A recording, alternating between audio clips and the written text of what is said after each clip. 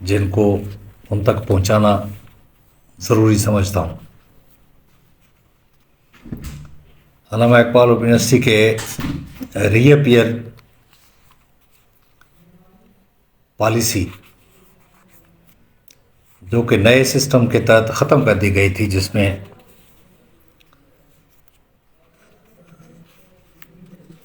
2-3 सेमेस्टरों के गैप के बाद अब तमाम तलबा के इसरार पे, रीजन्स के इसरार पे यूनिवर्सिटी के अथॉरिटीज़ ने इसको दोबारा इस सेमेस्टर में लागू कर दिया है। यानी ऑटम 2023 सेमेस्टर के जो इम्तिहानात होने वाले हैं या हो रहे हैं, इसमें लागू कर दिए। देखिए, थोड़ा सा तरीक़ेकार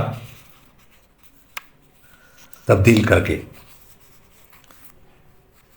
पहले जो हमारी पॉलिसी थी उसमें रीअपियर जो एग्ज़ाम होता था वो ऑटोमेटिकली अगली रोल नंबर स्लिप में इंक्लूड होके आ जाता था। अब इसके लिए एक टाइम लिमिट दी जाती है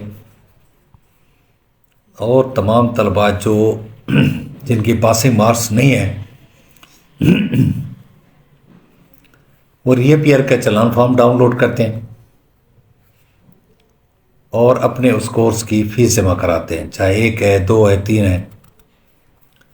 फ़ीस जमा कराते हैं तो वो सिस्टम में अपडेट हो जाता है और फिर रोल नंबर के साथ वो कोर्सेज भी रीअपियर वाले लिस्ट में आ जाते हैं। इसमें मैं अपने तलबा से भी ये गुजारिश करूँगा कि वो भी ज़िम्मेदारी का मुज़ाहरा करें और जो यूनिवर्सिटी वक्तन फ़क्तन नई पॉलिसियाँ या नए तरीक़ेकार को लागू करती है तो अल्टीमेटली वो स्टूडेंट्स के बेहतरी के लिए ही होती हैं, सिस्टम के बेहतरी के लिए होती हैं। यूनिवर्सिटी ने जो डिजिटलाइजेशन सिस्टम को जब से लागू किया है, कुछ इसमें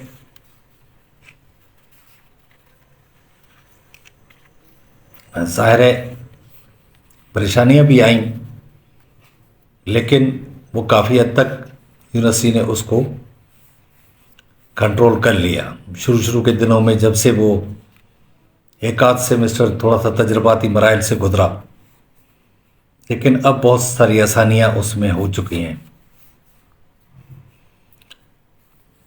तो यूनिवर्सिटी भी ये हक रखती है कि वो अपने तमाम तलबा से भी ये उम्मीद रखे कि वो इस सिस्टम को समझने की कोशिश करेंगे और इसके साथ साथ अपनी स्टडीज़ को कंटिन्यू करते रहेंगे।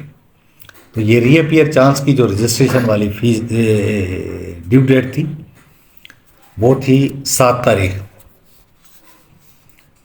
अब 7 तारीख तक जिन्होंने रजिस्ट्रेशन करानी थी वो 16 अप्रैल के बाद जो हमारे फ़ेज़ 2 के इम्तिहानात शुरू होंगे उसमें इनकी डेटा शामिल होती। लेकिन चूँकि ये पहली दफ़ा था और इसकी मुनासिब तरीके से इतनी तशरीह नहीं हो सकी कि हमारा हर स्टूडेंट से बाखबर हो, तो लिहाजा जैसे ही 7 तारीख पूरी हुई तो स्टूडेंट की तरफ से हमें कंप्लेंट्स वसूल होने, सर में तो रह गया मेरा जो है ना ये सेमेस्टर जो है ना इसमें घुस है, मुझे पता नहीं चला।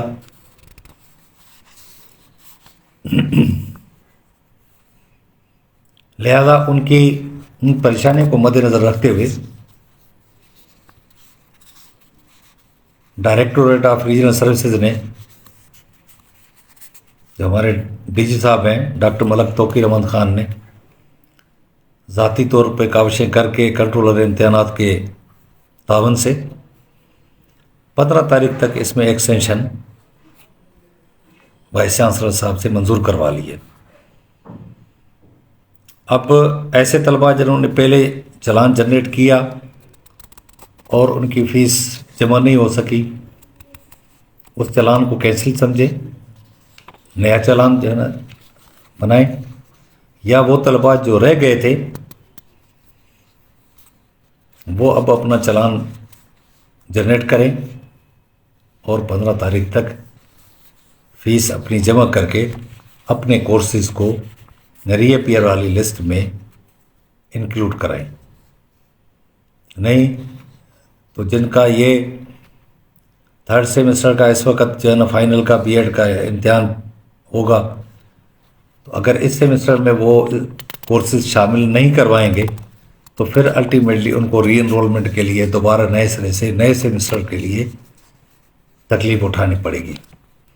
तो ये तमाम तलबा जो बीए या associate degree, BS, BEd, post graduate, ये तमाम तलबा के लिए ऑप्शन खुला हुआ है। 15 तारीख तक बाहर 2023 सेमेस्टर का फेल शुदा पेपर, सिर्फ पेपर, इसमें असाइनमेंट्स, वर्कशॉप या क्विज़ नहीं होती, सिर्फ फाइनल एग्ज़ाम के मार्क्स जो कम होती हैं, जिसमें किसी में 40 मार्क्स रिक्वायर्ड हैं, किसी में 50 हैं। अगर वो 50 से कम है तो वो स्टूडेंट रीअपीयर में अप्लाई कर सकता है। तो ऐसे तमाम तलबा 15 तारीख तक अपनी फीस जमा कराएं और अपने टाइम की कदर करते हुए ज़्यादा इसको अपने प्रोग्राम को लंबा ना करें। ये हम जो रीअपीयर का लफ्ज़ इस्तेमाल कर रहे हैं, ये बेसिकली पुराना तरीक़ेकार के तहत हम एक रूटीन में इस्तेमाल करते हैं। आजकल हमारा जो है ना इसका जो हम यूज़ करते हैं फेल्ड एग्ज़ाम रजिस्ट्रेशन, तो इसको FER के नाम से शॉर्ट में लिखा और पढ़ा जा रहा है, फेल्ड एग्ज़ाम रजिस्ट्रेशन। तो ये रजिस्ट्रेशन इसको समझ के दोबारा करानी है, यानी ये अगर नहीं करेंगे तो फिर वो कोर्स आपका उसमें शामिल नहीं होगा। लिहाजा आज के इस लाइव सेशन का जो ख़ास मकसद था वो FER पे अपने तमाम तलबा को आगाह करना था, क्योंकि इसके लिए हमारे पास टाइम बहुत कम है। 15 तारीख, आज 12 तारीख, हम ये आपसे मुखातिब हैं तो 15 तारीख तक ये टाइम है। लिहाजा कोशिश करें कि इसको with in the prescribe time जो है ना आप अवेल करें। 8613 बीएड का एक मेन सब्जेक्ट है, रिसर्च प्रोजेक्ट के नाम से। इसकी ऑनलाइन वर्कशॉपें होती हैं और ऑनलाइन ही टॉपिक्स स्टूडेंट्स को अलॉट किए जाते हैं। फिर स्टूडेंट्स उस पर रिसर्च प्रोजेक्ट अपना तैयार करके अपने फोल्डर पे अपलोड करते हैं और उनके जो है ना जो इवेल्यूएटर हैं वो उनको आगे प्रोसेस हो जाता है। इस प्रोजेक्ट को जमा कराने की जो ड्यू डेट है वो 20 मार्च है, और ये ज़हन नशीन कर लें कि जितने भी ये इस तरह के शेड्यूल टाइम दिए जाते हैं ऑनलाइन में, तो वो 20 तारीख को रात 12 बजे वो क्लोज़ हो जाता है पोर्टल। उसमें कहीं भी ये उम्मीद नहीं रखी जा सकती कि चलो एक हफ्ते के बाद मैं अपलोड कर दूँ। लिहाजा उस 20 तारीख को 20 तारीख ही समझें। और ये प्रोजेक्ट एक मुकम्मल कोर्स है 100 मार्क्स का, इसमें कहीं भी किसी भी किस्म की कोताही न करें। ऑटम 2023 के स्टूडेंट जो बीएड के हैं जिनका 8613 हैं वो 20 तारीख तक या इससे पहले अपना अपलोड कर दें। इसी खसा 2023 सेमेस्टर के जो बीएड बीएस प्रोग्राम्स या बीबीए के जो स्टूडेंट हैं उनकी फर्स्ट असाइनमेंट का पोर्टल जो फरवरी में ड्यू था उसको एक्सटेंशन दे के 20 मार्च तक कर दिया गया था।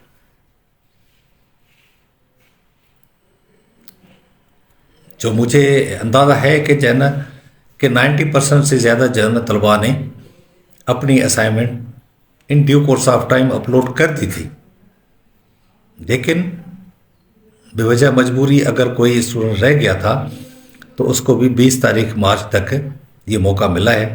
लिहाजा फर्स्ट असाइनमेंट अगर वो सबमिट नहीं कर सका है तो फिल 4 जो है ना इसको जमा कर दे, अपलोड कर दे। हाँ, अलबत्ता जो सेकंड असाइनमेंट है उसकी ड्यू डेट वैसे भी 1 अप्रैल थी, उसमें कोई एक्सटेंशन नहीं हुई है और न ही इसमें होनी है, क्योंकि ये परमानेंट शेड्यूल के हिसाब से स्टडी पीरियड इस पर ख़त्म हो रहा है। 1 अप्रैल तक उन्होंने असाइनमेंट अपलोड करनी है और 16 अप्रैल के बाद इम्तहानात ने शुरू होना है। तो इन 15 दिनों में इनकी असाइनमेंट्स जो इवेल्यूशन होती है वो होके रिज़ल्ट कंपाइल करके रीजन्स को ये सबमिट करने होंगे। तो लिहाजा सेकंड असाइनमेंट के लिए किसी किस्म की भी जो है ना मज़ीद इंतज़ार की ज़रूरत नहीं है कि इसमें कोई फर्दर एक्सटेंशन होगी।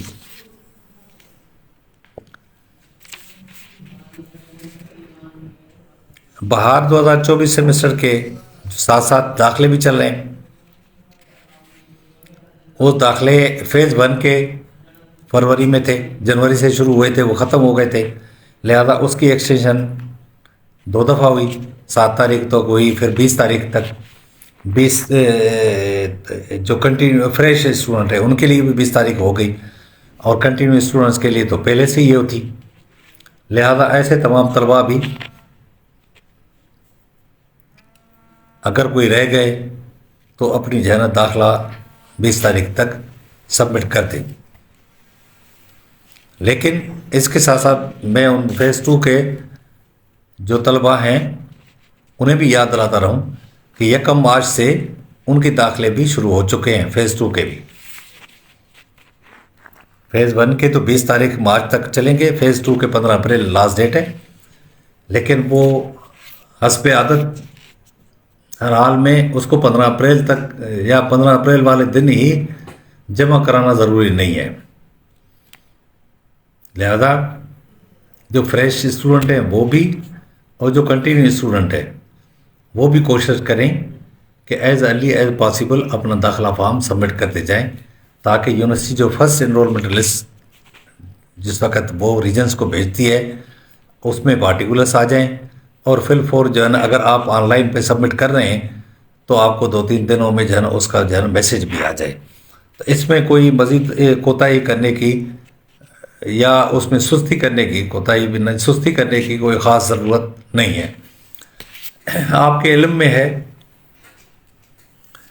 कि अल्लामा इकबाल ओपन यूनिवर्सिटी ने जहाँ पर सेल पॉइंट्स का सिलसिला एक अरसे का चल रहा है हमारा दाखिला फॉर्म का, तो इसमें बताता चलूँ कि बीए और बीएड के दाखिला फॉर्म अवेलेबल होते हैं मैनुअल में।